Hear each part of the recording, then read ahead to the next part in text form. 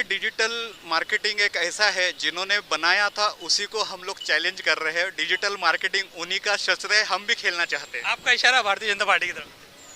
मैं किसी का नाम नहीं लेता हूँ, सभी करते हैं तो हम भी करना चाहेंगे कि हर के मोबाइल के ऊपर हमारा विज्ञापन जाए, पहुँचा जा सकता है और 101% पहुँचाया जा सकता है। इनकी एक थिंकिंग है कि भाई डिवाइड करो और जांच करो, तो वो मुसलमान मुसलमान करो चाहे हिंदू हिंदू करो, मराठा मराठा करो। अभी एक साल पहले मराठे यानी इनको जब जाग आती, जब इनके इलेक्शन करीब आते, जब इनको हर समाज दिखता है, तो वो कौन सा भी समाज हो इनको टारगेट करना होता है। और समाज इतना बेचारा सीधा है हिंदुस्तानी, क्यों उनके बहकाव में आ जाता और नमस्कार, अस्सलाम वालेकुम, आदाब। मैं हूं यूसुफ अली, आप देख रहे हैं सेफ न्यूज़ लाइव। आइए नजर डालते हैं आज की खास खबर पर। दोस्तों, लोकसभा चुनाव की तैयारियां शुरू है और नामांकन के दिन ब दिन निकलते चले जा रहे हैं। आज 2 मई आज नामांकन का लास्ट का दूसरा दिन है। आज के बाद कल और नामांकन होना है। ऐसे में हर लोकसभा सीट से प्रत्याशी अपने नामांकन पत्र बाकायदा भर रहे हैं और कहीं ना कहीं दावेदारी पेश कर रहे हैं। इस समय हमारे साथ यहाँ एक प्रत्याशी ठाणे लोकसभा सीट से भंवर के मेहता जी है, जिन्होंने अभी अभी हिंदू समाज पार्टी के बैनर तले अपना नामांकन पत्र भरा है। इनके साथ इनकी पार्टी के महाराष्ट्र अध्यक्ष भी है। मुलाकात करते हैं, जानते हैं क्या कुछ इनके मुद्दे हैं और किस आधार पर ये चुनाव में उतरने वाले हैं। तो शुरू करते हैं। पहले कैंडिडेट भंवर जी से बात करेंगे, मेहता जी से, उसके बाद में इनके जो अध्यक्ष हैं इनसे भी, और यहाँ जो लोग इनके समर्थन में आए उनमें से भी कुछ लोगों की प्रतिक्रिया हम लेंगे। मेहता सर, आपने नामांकन भरा है? आज नामांकन भरा है 18वीं लोकसभा का। अभी इधर 25 थाने लोकसभा का अंतर्गत आता है और 145 मीरा भाईंदर में आता हूँ। तो हमारा एरिया है पूरा मीरा भाईंदर, थाना और वसई, अपना न्यू बॉम्बे वासी। तो ये तीनों एरिया में करीबन 26,70,000 वोटर है। आज नामांकन हुआ है और नामांकन के बाद हमको 10-12 दिन मिले हैं, क्योंकि अभी 7-6 तारीख तक हमको नामांकन ये कराना है। लेकिन यहाँ के जो मुद्दे हैं 5 साल होते हैं और ऐसे कैसे रह जाते हैं।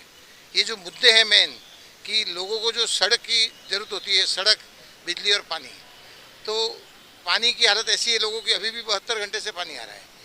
ट्रेनों में देखो तो आज ट्रेनों में वही की गर्दी मिल रही है। आज एसी ट्रेन में भी जब आदमी को खड़ा रहने को मिलता है तो वो कितनी एक ना समझ की एक शर्मिंदा बात है। और आज आप देखो कि विधवाओं के लिए कोई प्रावधान नहीं है। जब केंद्र से 2750 रुपया फंड आता है, तो 2750 रुपया फंड हर बिल्डिंग वाइज इनको देना चाहिए, वो नहीं दे रहे हैं। आज कुछ भी, कोई भी चीज़, कानून नाम की कोई चीज़ नहीं है। कोई अपने साधु महात्मा को उनको जिंदा मार दिया जाता है।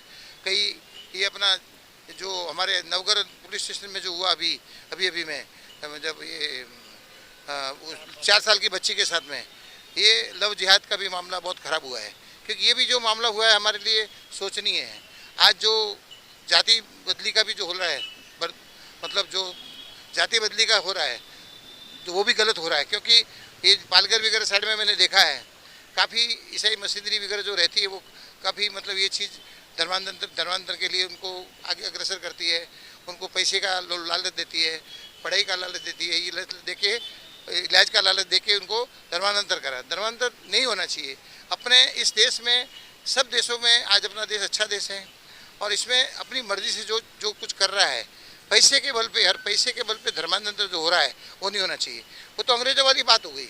जब अंग्रेज थे तब वो दारू पिलाते थे, ये करते थे और वो किसी भी आदमी को अपने कब्जे में रखते थे। आज के टाइम में दूसरी कई मुसीबतें हैं। मैंने शिक्षा के प्रति देखा है, जो कि स्कूलों की हालत किधर भी, आज महाराष्ट्र में किधर भी जाओ आप, तो स्कूलों की हालत बहुत ख़राब है। क्योंकि गवर्नमेंट स्कूलों में अगर बच्चे को नहीं पढ़ाना है तो आपने स्कूल क्यों खोली? स्कूलें खोली हैं तो उसको सही तरीके से रखो।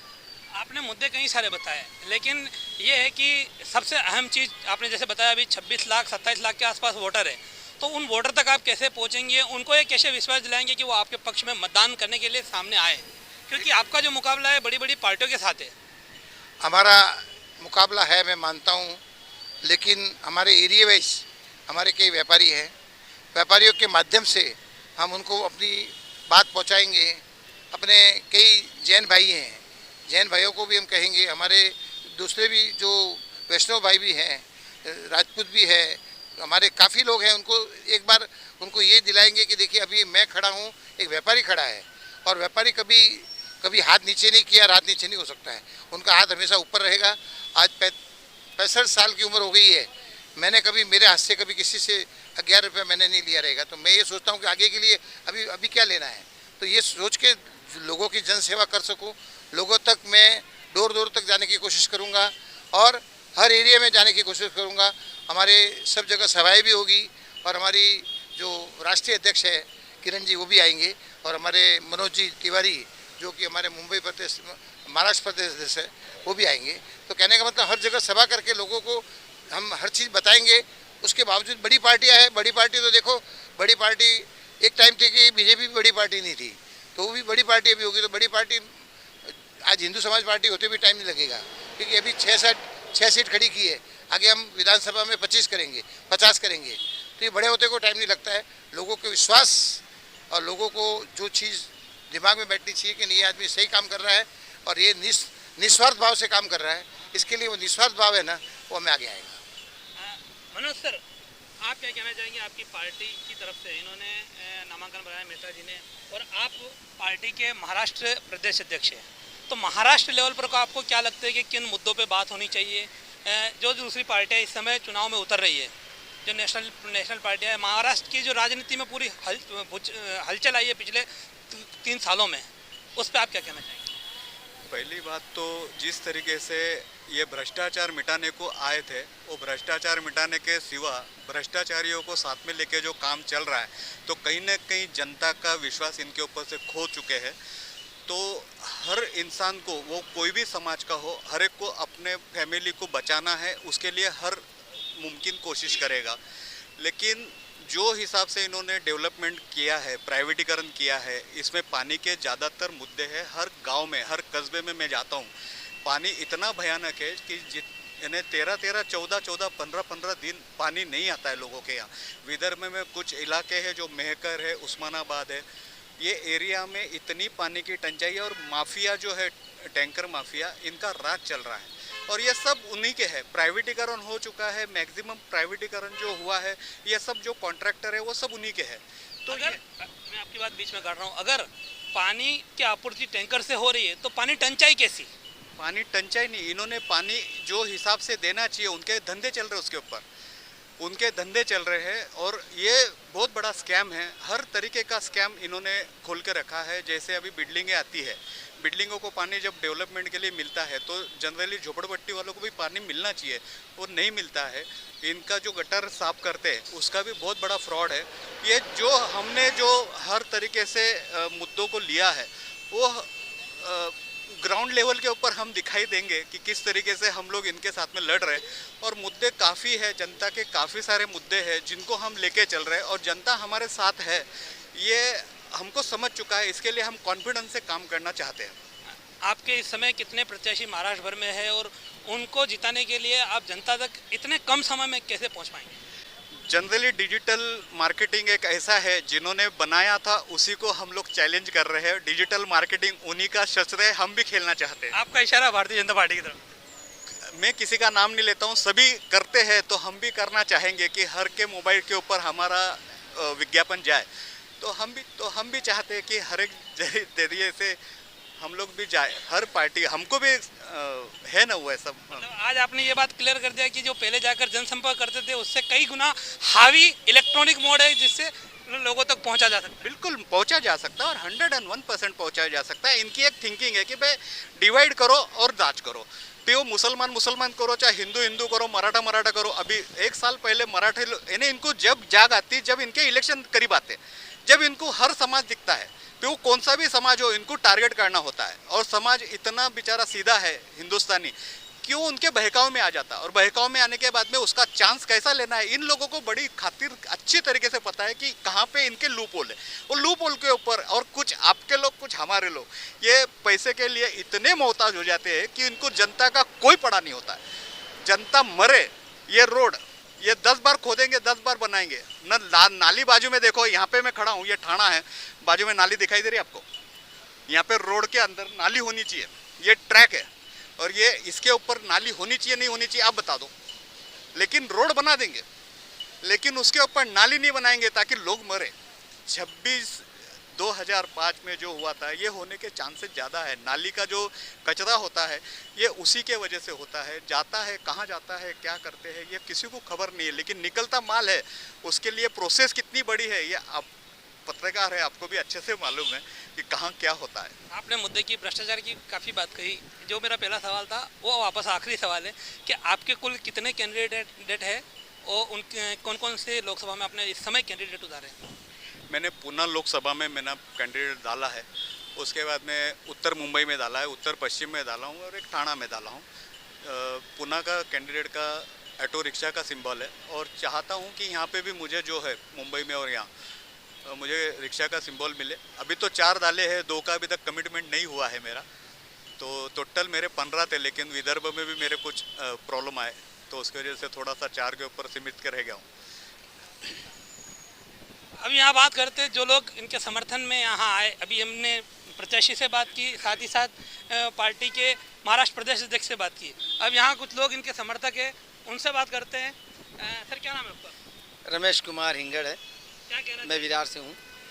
सर्वप्रथम तो हिंदू समाज पार्टी और भंवर भाई को बधाई देना चाहता हूँ कि आपने जनता के जो मुद्दे उठाए हैं और जनता की जो लड़ाई लड़ने का प्रयत्न किया है, ये सिर्फ एक प्रयत्न है।